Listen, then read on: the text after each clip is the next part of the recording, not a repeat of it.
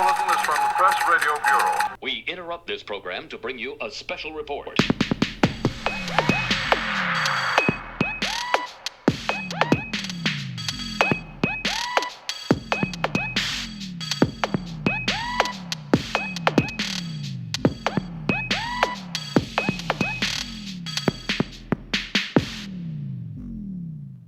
Hello, and welcome back to FrameLab, the podcast about politics, language, and your brain. Hey, George. Hi, Gil. How are you doing today? I'm doing great, much better than the rest of the country. We've been hearing from a lot of people who really like the podcast and have a lot of suggestions for different things we should do, and we're taking all of those under consideration.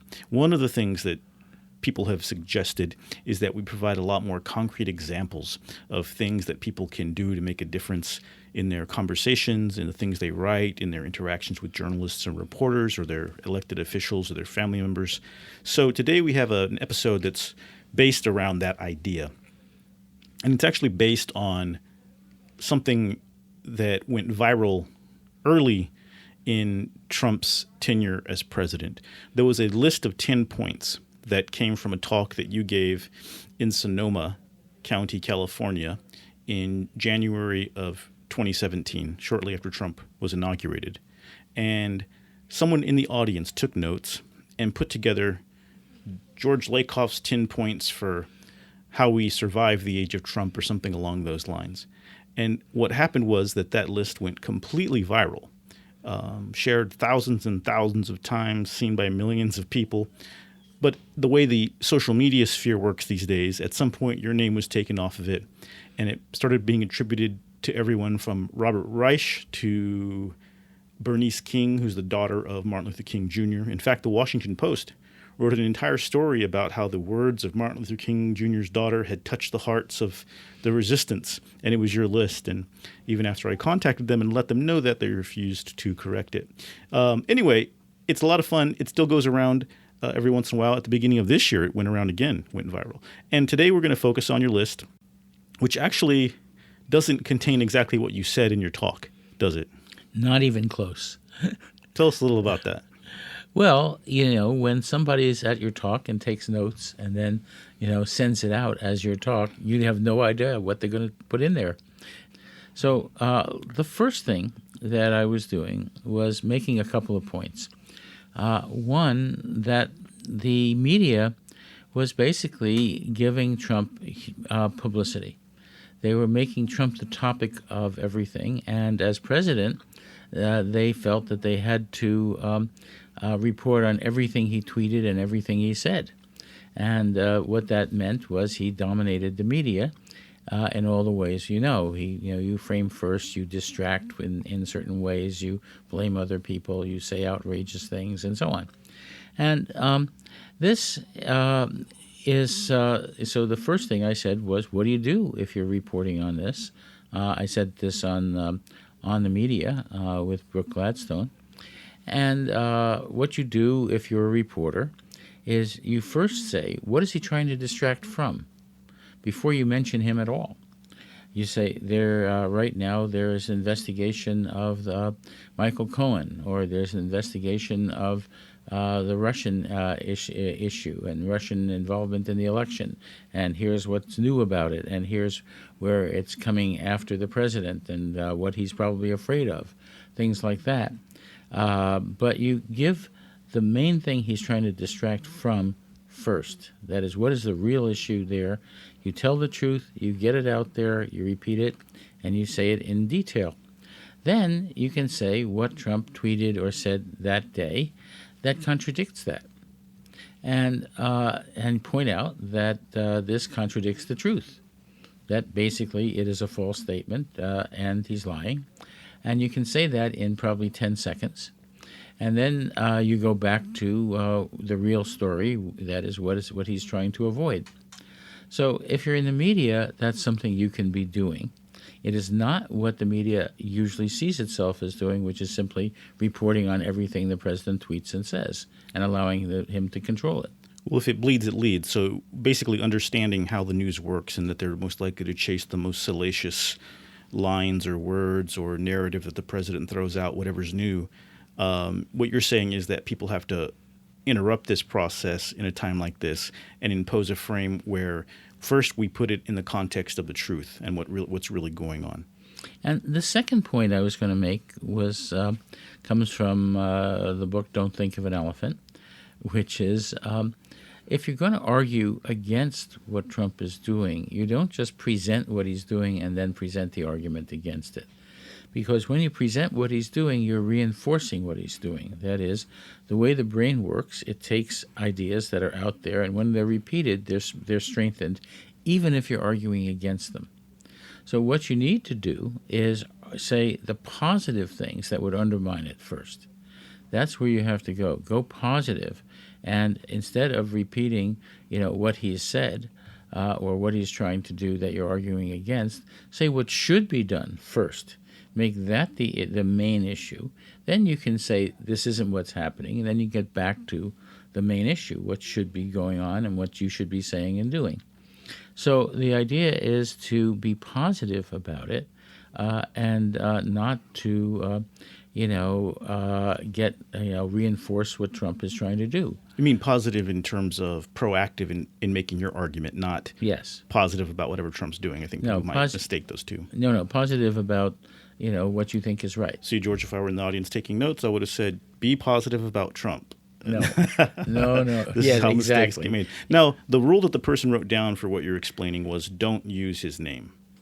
Exactly, and that's not what I said. But there's a hint of the truth in there. There's a hint, which is you don't constantly say Trump, Trump, Trump, Trump, Trump.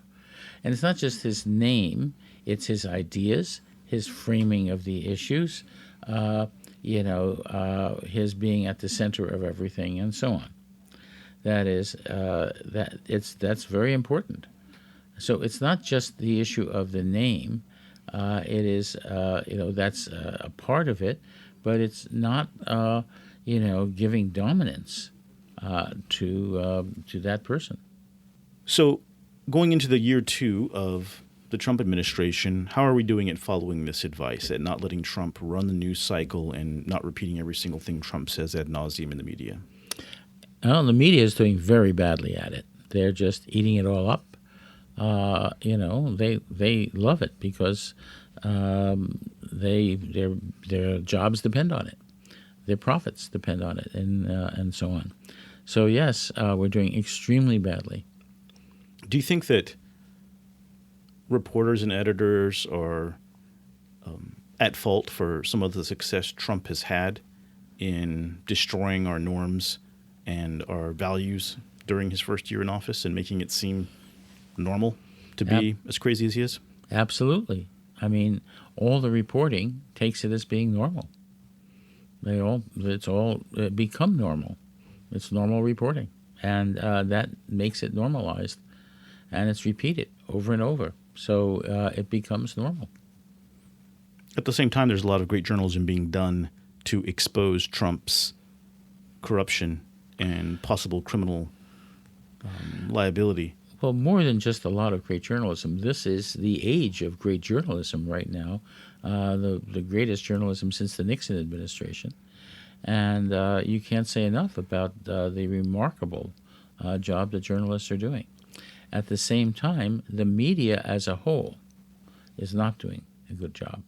There's a difference between the journalists who are coming out with it and what the media is doing with what the journalists have. Let's move on to the second supposed rule on the list that was put out there under your name. That was, remember, this is a regime and Trump's not acting alone. Now, what did you really say about that? I said two things. One was that he has a base. There's 37% plus or minus 2 of the population who believe in strict father morality and whose very idea of what's right and wrong and their very identity is bound up with strict father morality and the moral hierarchy we've talked about and what Trump believes and what he's doing. So part of it is the American public, that part of the American public who is supporting him. But the second part of it has to do with the fact that he's appointed people in the government who are carrying out what he's doing. And they're carrying it out both actively and passively. They're doing it passively by not doing things, by not enforcing environmental regulations, by not appointing people to the State Department, and so on. So that's the second part. It's not that Trump himself is doing all these things. He has put people in places of power to carry it out, and he's got a base. What about, besides Trump's base, what about corporations? We've recently seen the news that major corporations were paying Michael Cohen large amounts of money for a supposed insider track to the Trump administration. Are corporations part of that regime? Many of them are. Many corporations have a lot to gain from Trump's view of what business is, and business running the world and running the country, especially in the Republican Party. So, the Republican Party is following Trump. Republicanism and conservative republicanism in general has to do with strict father morality and that moral hierarchy we mentioned. And what we pointed out in a previous podcast is that all Republican legislation fits that moral hierarchy that Trump and his base are following. So that's an important thing. He's not working alone. The Republican Party is doing his work for him. And so are AT&T, maybe, Novartis, and the oil companies, and the tobacco companies? Whoever has something to gain, every corporation has something to gain from having laissez-faire capitalism. Laissez-faire capitalism says that we don't care if you're polluting, we don't care if you're putting out poisons and so on, or you're mistreating your workers and things like that. You can do what you want as long as it maximizes profits. And that is what's being out there. And also it says we don't care if you're corrupting the government. So on this idea of remembering that Trump is not acting alone, that he's part of a regime, that there's a bigger power structure in place here, how are we doing at keeping the spotlight on all of that? Are we still focusing too much on Trump alone? I know people have been trying to also focus on the culpability of the Republican Party and people like Paul Ryan and Mitch McConnell for enabling Trumpism. I guess the biggest question will be whether we hold Republicans accountable in the midterm elections. That's going to be interesting, but that's not really what's out there a lot. What's out there a lot is the overt scandal, the Michael Cohen type scandals. What isn't out there is that the actions of the Republican Party are enabling Trump to do what he's doing. That is, the Republicans may not be winning greatly because people may not like Trump, but Republicanism is not seen as enabling Trump. It's not there yet, and the Democrats have not yet pinned on the Republicans the idea that they are that everything they want is what Trump wants. So how can we do better going forward? Well, first you have to hold the Republicans accountable for all of this. You have to point out that there's a reason why Trump is a Republican. He is the Republican. He is Mr. Republican. He is the person who enables the Republicans to have all their legislation seem normal. Yeah, exactly. This is what you get when you take the conservative strict father ideology, I think, to an extreme extent. Exactly. You get even this guy can be the standard bearer of such a low standard. Exactly. The third rule that the note taker at your speech put down was, this one's kind of familiar, I'd say, don't argue with those who support Trump. It doesn't work. And this is important. That is, if you have somebody who really believes in strict father morality, who is a strong supporter of Trump, you're not going to convince them. There is no way that you're going to convince them to do otherwise. And don't think you're going to. That's, not great. And the idea, remember, don't think of an elephant, and I am not a crook, said by Nixon. That is, when you negate their arguments, what you're doing is helping them, because you're strengthening that argument in terms of everyone who hears you. You're getting their argument out there over and over. You're not going to convert them and so on. What you need to do is be positive about the things you really believe rather than, saying other things. And, there are plenty of things that are believed. Suppose you take things we talked about before, which is in-group nurturance, in-group care. People do care about their health care and their health. They do care about education for their children. They do care about all sorts of local issues. Are they out of work? Are they making money on their jobs? Are they being paid well enough? People care about those things locally, and conservatives care about them in their communities, in their churches, in their neighborhoods, and so on. What you have to do is move it beyond the neighborhoods to say, what would happen if, everybody were your neighbor? What would happen if you expanded that in some way? And that's hard to do because these things are mainly about your neighborhood and your in-group. So there's a very interesting article in the Atlantic recently by Jim Fallows and his wife Deb. Deb was one of my students back in the 60s. Going around in conservative communities, flying from community to community around the country, showing that in those communities they're doing good things locally, in their neighborhoods and in their local communities. Wherever you go, as conservative as they are on the national level, all sorts of good things are happening locally. And that's to be expected from in-group nurturance.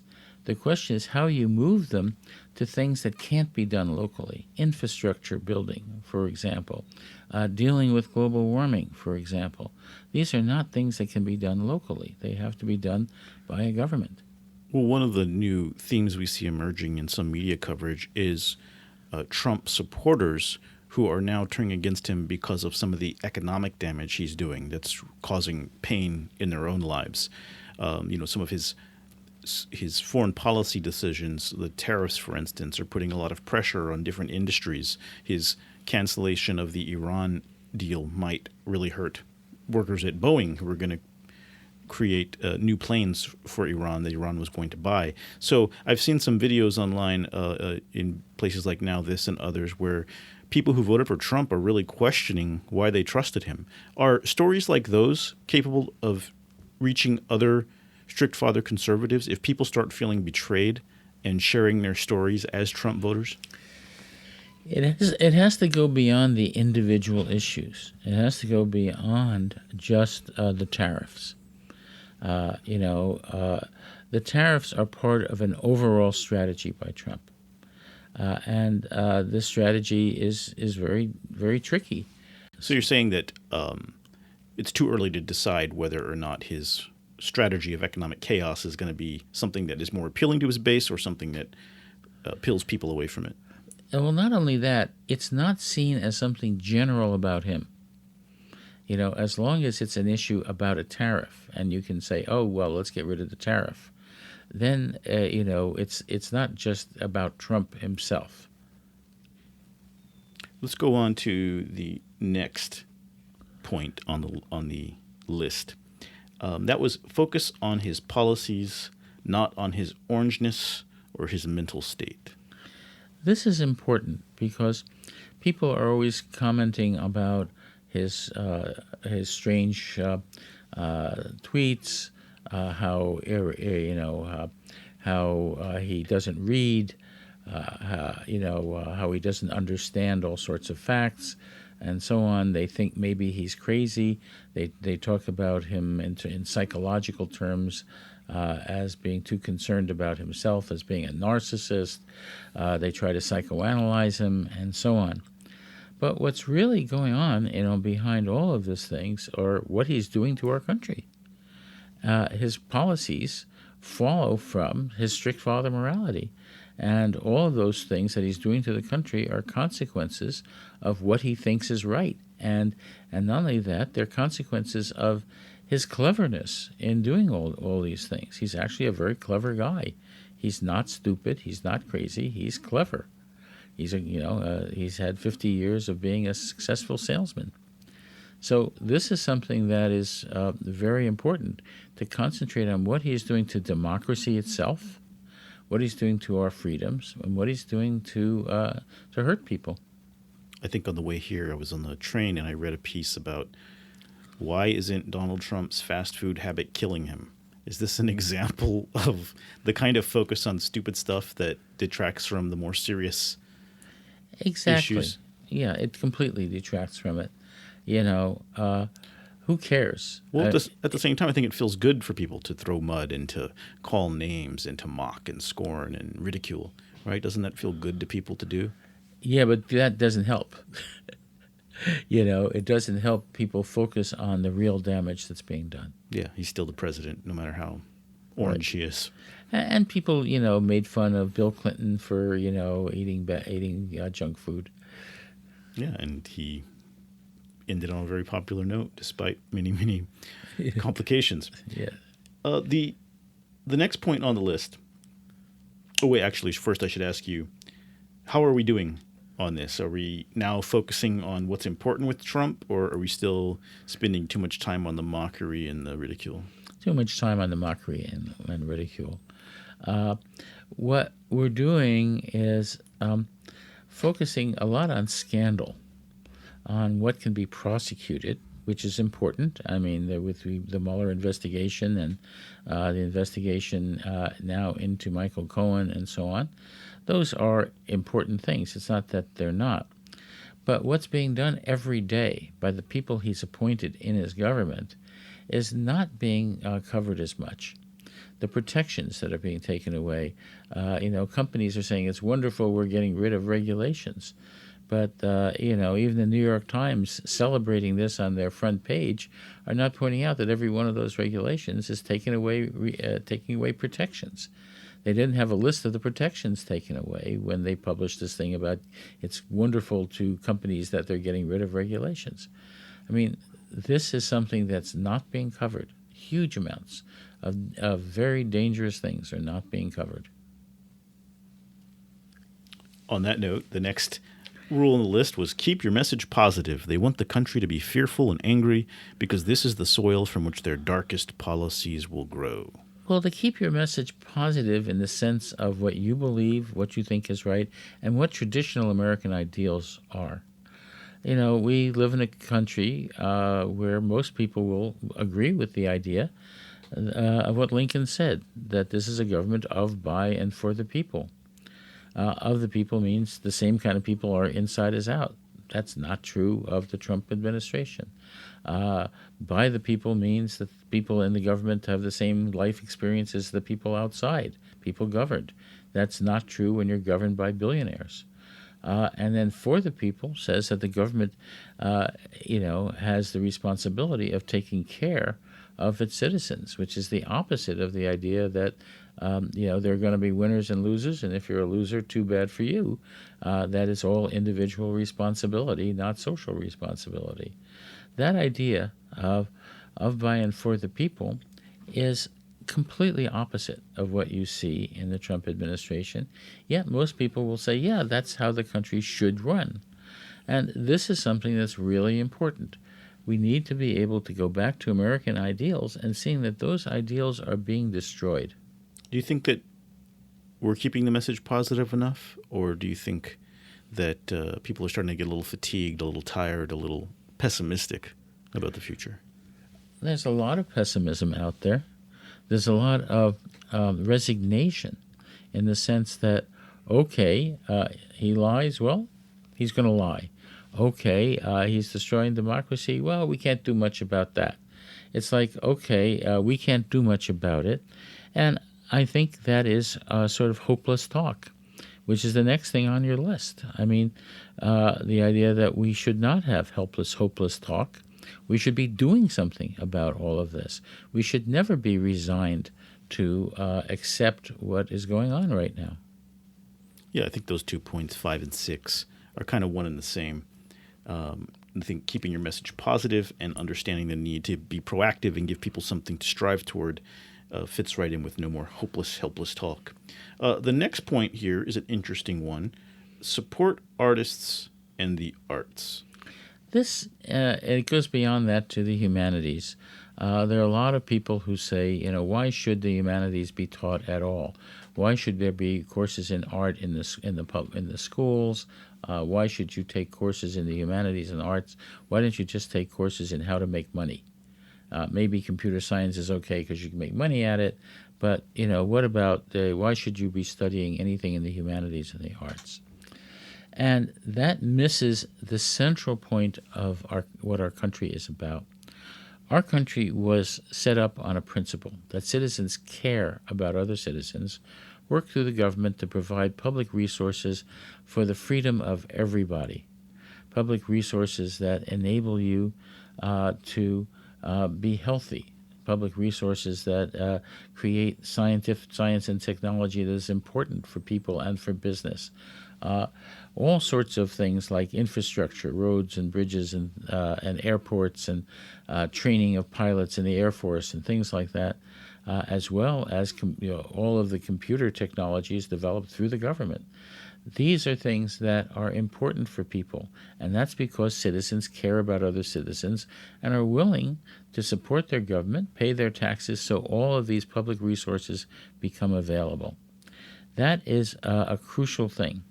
Now, what about humanities and the arts? They are about empathy.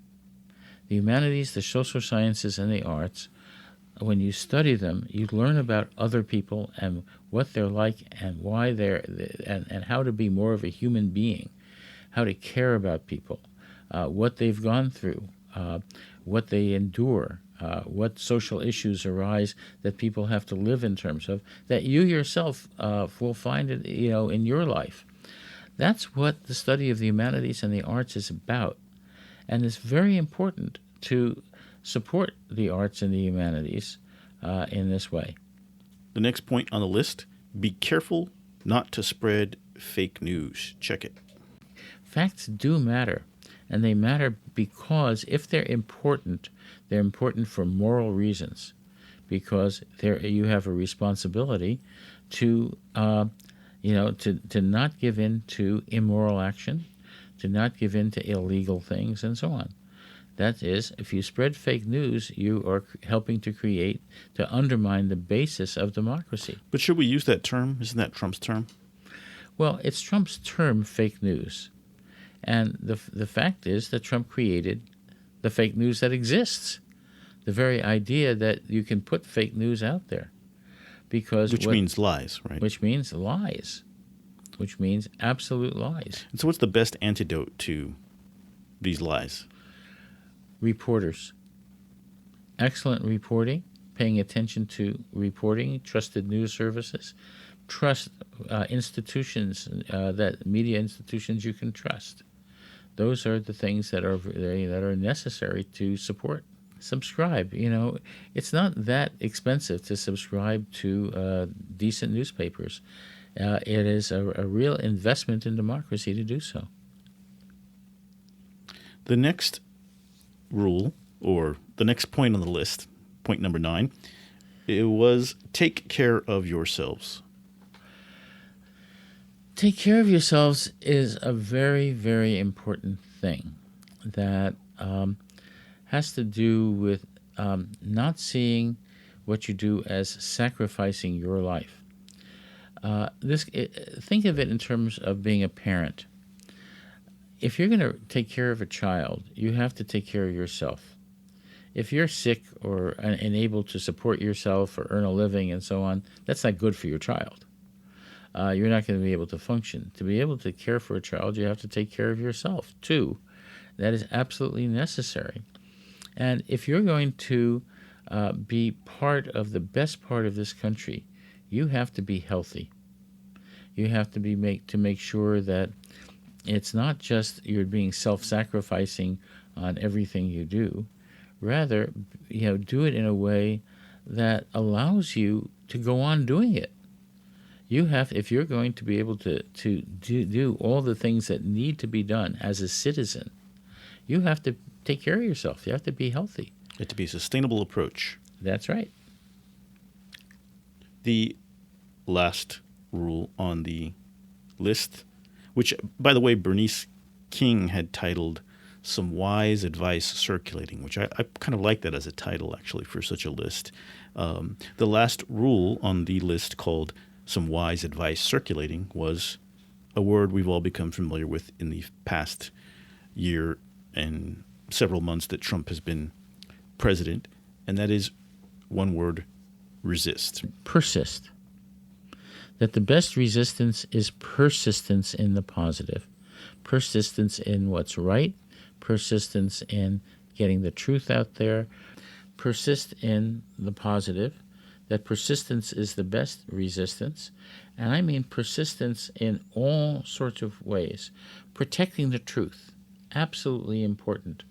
When we say fake news, you're suggesting that news is fake in general. You want to protect the truth. Make sure that you support reporters and trusted institutions of reporting. That you hold the Republican Party responsible for all the things that Trump is doing, and for supporting it and carrying out his agenda. Things of that sort, where you hold them responsible. How? By positively going against them, by supporting candidates who are running against these folks, and who are upholding your values. Remember, in voting, everyone votes. You don't stay. If you stay home, you're actually voting for the other side. You're voting for people who don't believe what you believe. You have to go to the polls in order to actually, get people in there who you believe, because you're going to vote one way or the other. The question is whether you stay home and vote for the other side. Ideas like this are important because they're usually not said. What we're trying to do in these podcasts is say what is usually not said.